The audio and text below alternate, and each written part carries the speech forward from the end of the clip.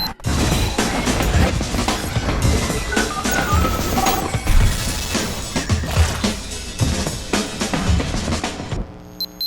بيكم في ريفيوزات. دلوقتي هنشوف مقارنه بين سامسونج جالاكسي نوت 2 والاحدث منه سامسونج جالاكسي نوت 3.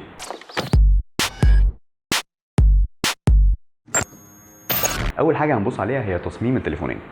على الرغم ان النوت 3 نازل بشاشه اكبر شويه من النوت 2، لكن ده مش معناه ان حجم النوت 3 هيبقى اكبر من النوت 2. بمعنى ان سامسونج حاولت ان هي تحافظ شويه على الابعاد اللي كانت عملتها في النوت 2 وما تزودش فيها في النوت 3 علشان يفضل سهل انك تمسكه في ايدك. لما نيجي نبص على الابعاد بتاعت النوت 3 هنلاقي ان هو 151.2 في 79.2 في 8.3 ملم، في حين ان النوت 2 الابعاد بتاعته هي 151.1 في 80.5 في 9.4 ملم. وده بيوضح ان هم فعلا قريبين في الابعاد، لكن لازم ناخد بالنا ان النوت 3 ارفع شويه من النوت 2 وده بيخليه اظرف شويه وانت ماسكه او مستريح بيه اكتر. حاجه تانية مهمه انه النوت 3 اخف من النوت 2. النوت 3 هو وزنه 168 جرام في حين ان النوت 2 وزنه 182.5 جرام. الاثنين يعتبروا تليفون الى حد ما كبير، لان لازم هتمسكه بايد وهتستخدمه بالايد الثانيه، صعب قوي انك تستخدمه بنفس الايد، بس ممكن طبعا. حاجه تانية مهمه ومختلفه في التصميم بين الاثنين ان سامسونج غيرت الغطاء اللي ورا، بدل ما كان بلاستيك في النوت 2 عملته جلد وفيه خياطه في النوت 3. وده في الاخر طبعا على حسب ذوقك، لكن هو الى حد ما بيدي شكل اشيك شويه للتليفون. حاجه تانية مختلفه ان سامسونج زودت لون ثالث لتليفونات النوت 3، بمعنى ان هو هيبقى ابيض واسود ولون وردي. اما النوت 2 فبينزل بس كان اسود وابيض. نيجي دلوقتي نبص على الاداء بتاع التليفونين. مفيش شك ان سامسونج طورت في النوت 3 عن النوت 2 وزودوا جدا في البروسيسور عشان يخلي الاداء احسن. نوت 3 شغال باثنين بروسيسورز كواد كور رباعي النواه، كل واحد فيهم النسخه من التليفون اللي غالبا هتنزل لمنطقه الشرق الاوسط اللي هي N9000 دي هيكون عليها اثنين بروسيسورز، واحد 1.9 جيجا هرتز والتاني 1.3 جيجا هرتز، ودي هتكون شغاله 3G. في حين ان في نسخه ثانيه ممكن ما تنزلش منطقه الشرق الاوسط وهتكون N9005 دي هتكون شغاله على 4G والLTE وعليها بروسيسور 2.3 جيجا هرتز والتاني 1.3 جيجا هرتز. في حين ان المعالج او البروسيسور اللي شغال على النوت 2 هو اقل شويه، هو 1.7 جيجا هرتز رباعي النواه او كواد كور. صحيح النوت 2 كان بيدي اداء كويس، لكن في النهايه لما يبقى فيه اثنين بروسيسور شغالين على النوت 3 ده هيدي اداء احسن وفي نفس الوقت هيريح وهيزود من عمر البطاريه. كمان سامسونج زودت في الرامات اللي في نوت 3، بدل ما كانت 2 جيجا بايت في نوت 2 بقت 3 جيجا بايت في نوت 3، وده طبعا لما تحطه كمان مع البروسيسور السريع اكيد هيفرق جدا في الاداء.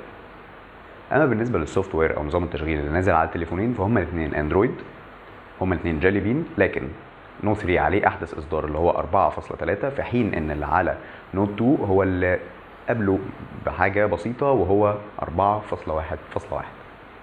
ده هيأثر شويه على بعض الخصائص اللي نزلت في الاندرويد الاحدث اصدار، مش هتلاقيها على النوت 2 انما هتلاقيها على النوت 3، الا اذا سامسونج نزلت ابديت او تحديث لنظام التشغيل بتاع النوت 2. اما بالنسبه للذاكره الداخليه على التليفونين فنوت 2 كان بينزل ب 16 و32 و64 جيجا بايت، انما النوت 3 هينزل بس 32 و64، وده ممكن يخلي النوت 3 ينزل بسعر اغلى شويه علشان عاده ال 16 بيبقى ارخص.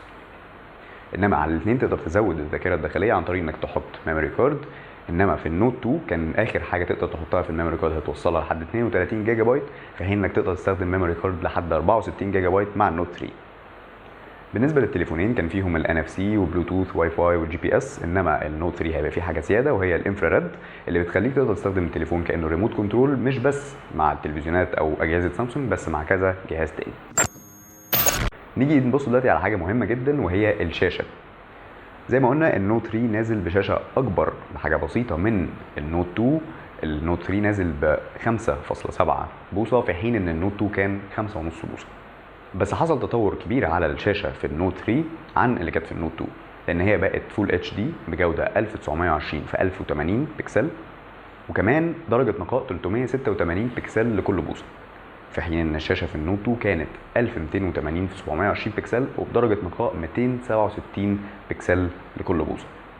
في الحالتين الشاشه كانت بتدي الوان كويسه وبتعرض صور وفيديوهات وكل حاجه بشكل واضح، لكن مفيش شك ان الالوان والصور والافلام هتكون اوضح على النوت 3، وكمان فرق الحجم البسيط ده ممكن يعمل فرق. نبص على الكاميرا في التليفونين. برضو الكاميرا في النوت 3 تطورت عن اللي كانت في النوت 2. النوت 2 كان نازل بكاميرا 8 ميجا بكسل، في حين ان هي بقت اعلى في النوت 3 عشان وصلت ل 13 ميجا بكسل.